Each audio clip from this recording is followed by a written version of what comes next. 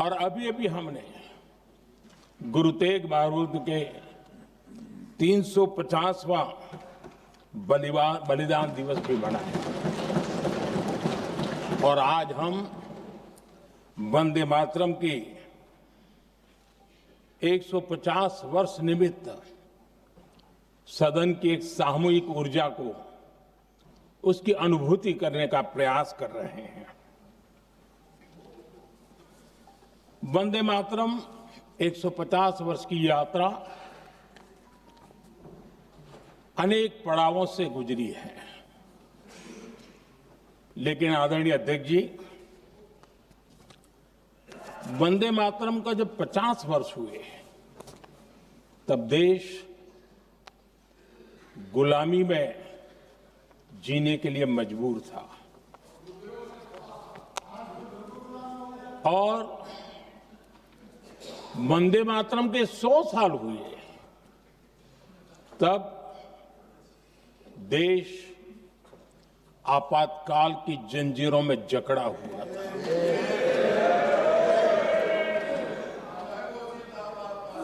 जब वंदे मातरम 100 साल के अत्यंत उत्तम पर्व था, तब भारत के संविधान का गला घोंट दिया गया था। जब वंदे मातरम 100 साल का हुआ, तब देशभक्ति के लिए जीने मरने वाले लोगों को जेल के सलाखों के पीछे बंद कर दिया गया था।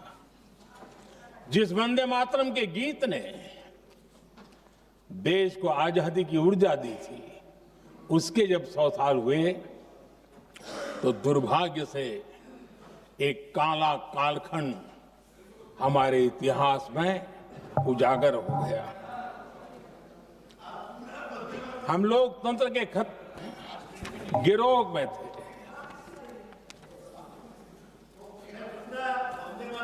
आदरणीय अध्यक्ष जी, 150 वर्ष उस महान अध्याय को, उस गौरव को पुनः स्थापित करने का अवसर है और मैं मानता हूं सदन ने भी और देश ने भी इस अवसर को जाने नहीं देना चाहिए। यही वंदे मातरम है जिसने 1947 में देश को आजादी दिलाई। स्वतंत्रता संग्राम का भावात्मक नेतृत्व इस वंदे मातरम के जयघोष में था। आदरणीय अध्यक्ष जी, आपके समक्ष आज जब मैं वंदे मातरम 150 निमित्त चर्चा के लिए आरंभ करने खड़ा हुआ हूं, यहां कोई पक्ष प्रतिपक्ष नहीं है, क्योंकि हम सब यहां जो बैठे हैं एक्चुअली हमारे लिए रण स्वीकार करने का अवसर है कि जिस वंदे मातरम के कारण लक्षावधि लोग आजादी का आंदोलन चला रहे थे और उसी का परिणाम है कि आज हम सब यहां बैठे हैं।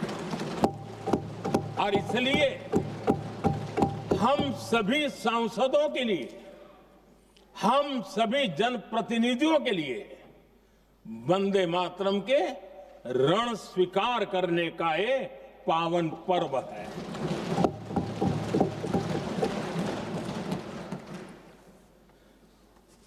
और इससे हम प्रेरणा लेकर के वंदे मातरम की जिस भावना ने देश की आजादी का जंग लड़ा,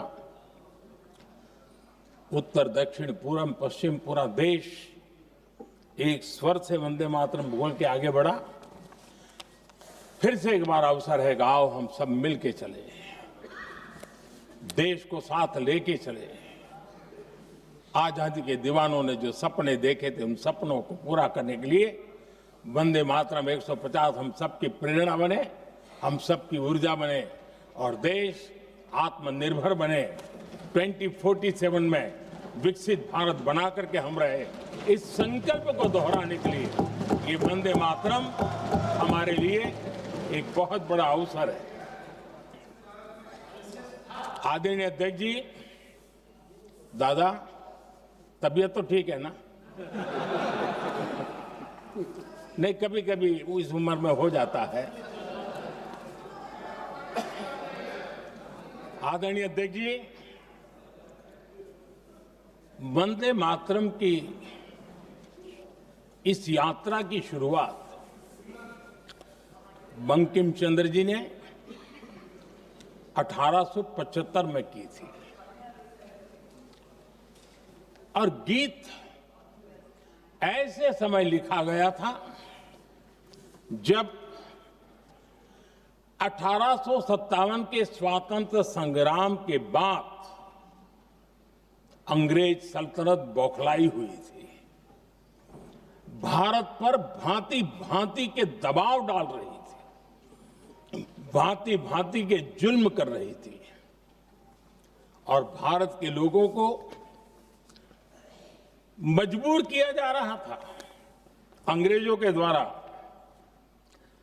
और उस समय उनका जो राष्ट्रीय गीत था, गॉड सेव द क्वीन, इसको भारत में घर घर पहुंचाने का एक षड्यंत्र चल रहा था। ऐसे समय बंकिम दा ने चुनौती दी और ईंट का जवाब पत्थर से दिया और उसमें से वंदे मातरम का जन्म हुआ।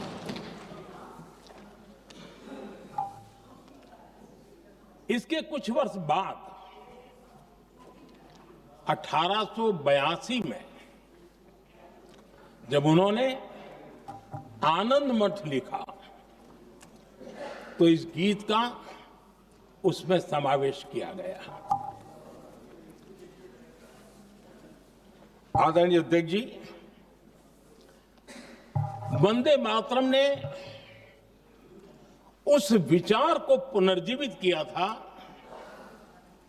जो हजारों वर्ष से भारत की रग रग में रचा बसा था। उसी भाव को, उसी संस्कारों को, उसी संस्कृति को, उसी परंपरा को उन्होंने बहुत ही उत्तम शब्दों में, उत्तम भाव के साथ वंदे मातरम के रूप में हम सबको बहुत बड़ी सौगात दी थी। वंदे मातरम ये सिर्फ केवल राजनीतिक आजादी की लड़ाई का मंत्र नहीं था। सिर्फ हम अंग्रेज जाए और हम खड़े हो जाए, अपने राह पर चले, इतने मात्र तक वंदे मातरम प्रेरित नहीं करता था, उससे कहीं आगे था। आजादी की लड़ाई इस मातृभूमि को मुक्त कराने का भी जंग था। अपनी मां भारती को उन बेड़ियों से मुक्ति दिलाने का एक पवित्र जंग था। और वंदे मातरम की पृष्ठभूमि हम देखें, उसके संस्कार सरिता देखें, तो हमारे यहां वेद काल से एक बात बार बार हमारे सामने आई है। जब वंदे मातरम कहते हैं तो वही वेद काल की बात हमें याद आती है। वेद काल से कहा गया है, माता भूमि ही पुत्रो अहम पृथिव्याः, अर्थात ये भूमि मेरी माता है और मैं पृथ्वी का पुत्र हूं। आदरणीय अध्यक्ष जी, यही वो विचार है जिसको प्रभु श्री राम ने भी लंका के वैभव को छोड़ते हुए कहा था, जननी जन्मभूमिश्च स्वर्गादपि गरीयसी।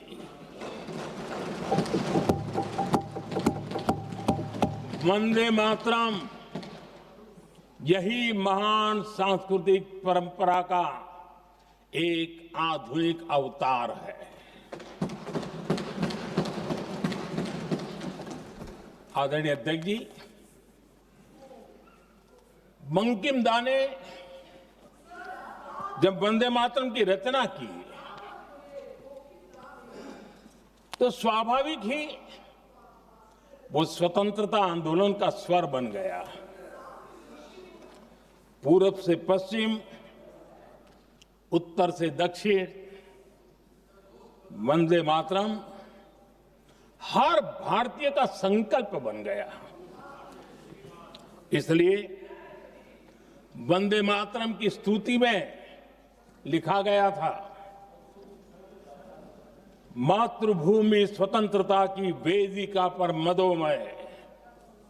मातृभूमि स्वतंत्रता की वेदिका पर मोदमय। स्वार्थ का बलिदान है, यह शब्द है वंदे मातरम। है सजीवन मंत्र भी, यह विश्व विजयी मंत्र भी। शक्ति का आह्वान है, यह शब्द